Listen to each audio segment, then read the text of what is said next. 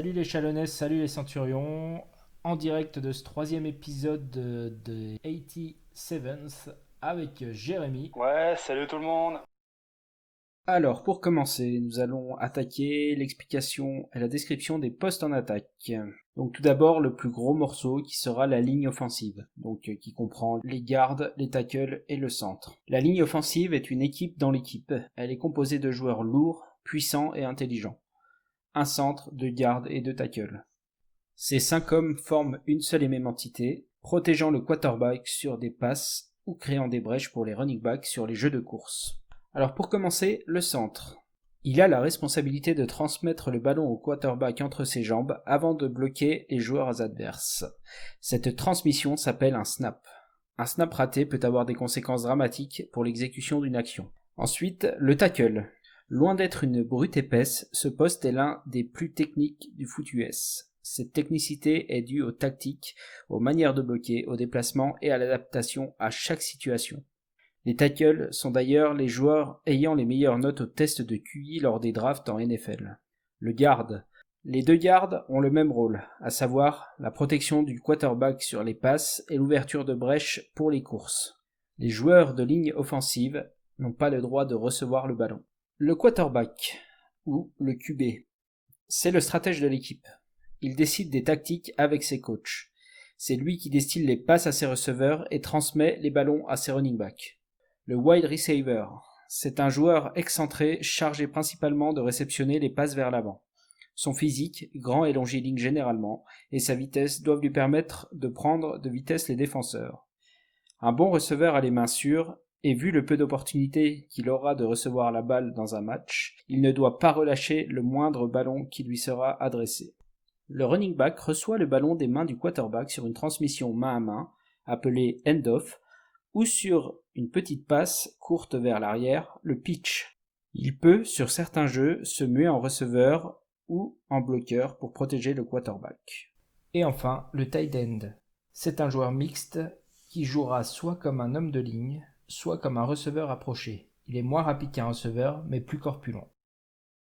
Et Jérémy, de son côté, va vous faire la traditionnelle analyse de la semaine des matchs passés en NFL. Eh oui Romain, fallait avoir le cœur bien accroché pour cette semaine 11 car il y a eu beaucoup de matchs avec beaucoup de suspense. Et on commence avec le match qui opposait les Seahawks de Seattle contre les Cardinals d'Arizona. Je vous rappelle que ces deux équipes sont dans la même division et visent toutes les deux la première place. Seattle ouvre le score par son receveur Dickie Metcalf, mais les Cardinals restent au contact. Grosse défense des Seahawks qui ont très bien su défendre contre les redoutables courses de Kyler Murray, l'incitant à jouer beaucoup plus en passe. Mené au score, Arizona tente le tout pour le tout, mais ne recréera pas l'exploit du week-end dernier, victoire 28-21 pour Seattle. Nette victoire des Panthers de la Caroline face aux Lions de Détroit. Le QB remplaçant des Panthers, P.J. Walker, a mené son équipe à la victoire. Et il pouvait compter sur ses receveurs DJ Moore et Curtis Samuel, qui étaient en feu ce jour-là. Victoire 20-0. Match serré entre les Titans de Tennessee et les Ravens de Baltimore. Bien que les Ravens prennent l'avantage à la marque, les Titans n'ont rien lâché et passent devant au score. Baltimore arrache l'égalisation sur un field goal à 15 secondes à la fin du match. En route pour les prolongations. C'est Tennessee qui marque le TD de la victoire grâce à une très belle course de Derrick Henry. Score final 30-24 pour Titans. Et on n'arrête plus le rouleau compresseur de Pittsburgh. En effet, les Steelers continuent leur série d'invincibilité et ne font qu'une bouchée des Jaguars de Jacksonville. Score final 27-3. Texan Houston recevait les Patriots de Nouvelle-Angleterre. Les Pats sont les premiers à ouvrir le score, mais les Texans ont vite renversé la tendance et ont su gérer leur avance jusqu'à la fin du match. Cam Newton tenta tout de même une très longue passe dans la end zone pour la dernière action du match, mais cela échoue. Victoire 27-20 des Texans. Les Saints de Nouvelle-Orléans accueillaient dans leur dôme les Falcons d'Atlanta. Sans leur QB star Drew Brees blessé pour un petit moment, son remplaçant Taysom Hill a très bien tenu la baraque. Victoire 24-9 face à des Falcons qui s'enfoncent de plus en plus. Et on enchaîne avec les Browns de Cleveland qui recevaient les Eagles de Philadelphie. Et au vu des conditions climatiques, fallait pas s'attendre à un match spectaculaire. Très grosse défense des Browns qui s'offre un TD sur une interception, et après plus rien d'intéressant jusqu'à la mi-temps. Faudra attendre le milieu du troisième quart-temps pour voir de bonnes actions. Malheureusement, les Eagles s'inclinent à Cleveland sur le score de 10-22, mais ils conservent leur première place dans la NFC Est. Washington joue à domicile contre les Bengals de Cincinnati. Un match plutôt équilibré jusqu'à la blessure de Joey Burrow, QB rookie des Bengals.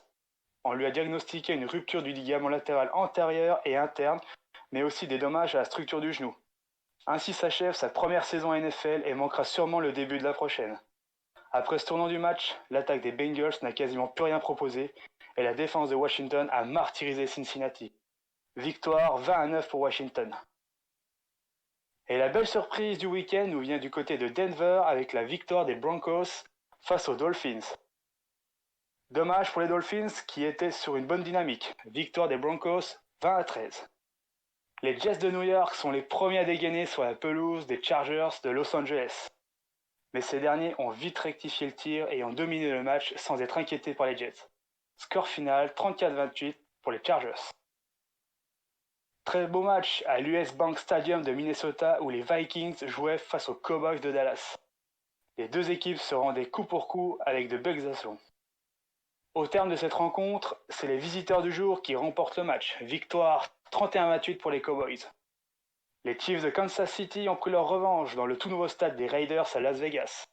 Un match incroyable entre ces deux franchises avec des duels à tous les niveaux et notamment entre les deux tight ends. Darren Waller pour les Raiders et Travis Kelce pour les Chiefs. Pas mal de suspense pour cette fin de match, mais comme je l'ai dit plus haut, victoire des Chiefs 35-31. Grosse bataille au Lucas Oil Stadium d'Indianapolis entre les Colts et les Packers. Alors qu'on pensait que Green Bay maîtrisait le match, les Colts entamèrent leur remontada et prennent l'avantage au score. Les Packers égalisent à la fin du match et nous voilà partis pour les prolongations. Green Bay a la possession du ballon mais un des receveurs l'échappe dans ses 30 yards et les Colts le récupèrent. Indianapolis cloue le match avec un field goal. Victoire 34-31 pour les Colts. Et on finit avec le match entre les Buccaneers de Tampa Bay contre l'autre équipe de Los Angeles, les Rams. Beaucoup d'engagement de la part des deux équipes et belle performance de Robert Woods et Cooper Kupp, les deux receveurs des Rams. Victoire sur le fil des Rams, 27-24. Eh bien, merci Jérémy pour ce résumé de la semaine. Beaucoup de travail de ta part, c'est super pour ceux qui veulent suivre de loin la NFL. Bah écoute, merci, c'est vrai que cette semaine 11 était... il y avait beaucoup de taf quand même parce que beaucoup de matchs à suspendre, donc voilà, c'est ce qu'on demande en espérant que la semaine prochaine sera pareil.